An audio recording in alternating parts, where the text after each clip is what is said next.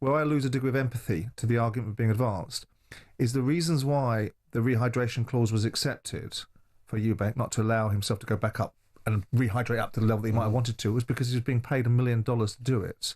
Well, I don't know the ins and outs of what he was being paid for that rehydration clause, but rehydration clauses, I don't like them being put in place anyway, because if the fight's made at a certain weight, but what I will say, Simon, but it would have helped him, wouldn't it? Yeah, but if he's saying he's dehydrated, it's in part because he hasn't been able to rehydrate. Absolutely, he wasn't able to rehydrate because by rehydrating he would have missed the restriction that he had, which is only allowed to go up by £10, wasn't he? Yeah, absolutely. But that was on the morning choice. That was on the morning. It was his choice. Yeah, absolutely. Because again, they're putting. So we have to be careful. Wealth over health. Well, so then we have to be careful how we lionise this. No, Simon. No, but what I will say, guys, is what I will add to this is that you have to, like, let's say this 24 hours before you go into the ring after making the weight the day before. But you were making the case, Spence, all the way up to this fight. No.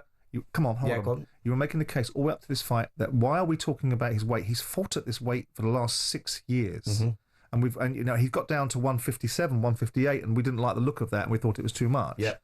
And then Chris Eubank Sr. was making the argument that it was legalised murder for his son, and then he was making an argument for Conor Benn.